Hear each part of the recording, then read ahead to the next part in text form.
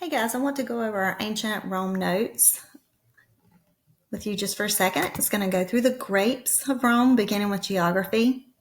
Rome was located on a peninsula in southern Europe, thus creating a seafaring for traders. It was shaped like a high-heeled boot extending into the Mediterranean Sea. The two major mountain ranges, the Alps in the north and the Apennines in the south, were located in Rome. This is the high-heeled boot. This is the Mediterranean Sea, which allowed for a lot of trade. The terrain was hilly. It was rugged with several volcanoes, such as Mount Vesuvius. There was some fertile flat land, which was unlike Greece. This made it had mild climate. It made it excellent for farming, grapes and grains and olives and citrus fruits. The Tiber River is one of the several rivers providing fresh water for the country. The economy was good. Sea trade was a big part of that.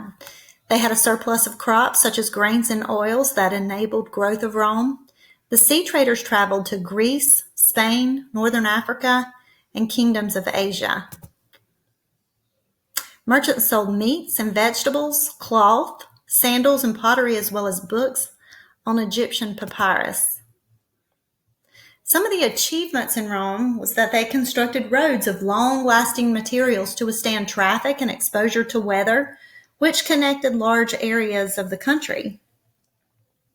They created aqueducts or channels that carried fresh water from the mountains to the cities, so that cities that were not located on a waterway on the inner part of the peninsula were still able to grow crops and have vibrant agriculture because they could get water through these aqueducts. They used concrete, a mixture of sand or gravel and cement, as building material. Some of their achievements were to support the roof of a building. They created a vault, a series of arches. They sought knowledge in order to improve their lives. The story of the Trojan War hero Aeneas tells how ancient Rome was formed with a group of people called the Latins. Their social structure was made up of three groups: the patricians, the plebeians, and the slaves. They had a strong belief in such values as justice, honesty, valor, and loyalty. Society was divided into two groups: the patricians, wealthy leaders, and the plebeians, which were the common people. Also, the slaves were common, and those that were educated often held highly skilled professions, such as teachers and doctors. The Forum, or Rome's public meeting place, served as the heart of the city where government, religion, and trading took place. The government formed a republic where the people elected the leaders to govern them. The tripartite government divided responsibilities three ways. You had two rulers called magistrates or consuls, and they ruled at the same time to guarantee against corruption. Then you had the Roman Senate, which consisted of wealthy, powerful citizens who advised the leaders. Assemblies and tribunes contained both patricians and plebeians. Written law of 12 tables ensured fair treatment of citizens and non-citizens. The plebeians demanded that this law of 12 tables be posted in the Forum because the wealthy landowners, the patricians, would try to change the laws on the common people, which were the plebeians. So the plebeians wanted them posted in the Forum so that the laws couldn't be changed and so that they would remain fair.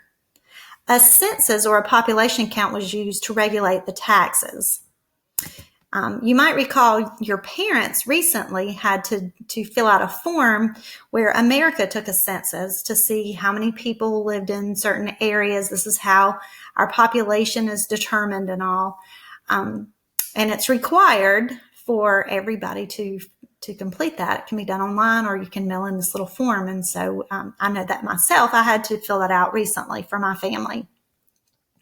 The religion began as polytheistic, which is the belief in many gods. They believed in the same Greek gods that Greece did. The only difference was that they had different names for their gods, and their gods all revolved around nature. But then the Apostle Paul, you may have heard of him in the Bible, would bring Christianity to this area.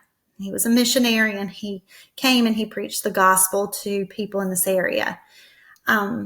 Christianity, as you will see on your grapes, is monotheistic. So most of this area converted from being polytheistic to being monotheistic, believing in Jesus Christ as the Son of God, or God incarnate.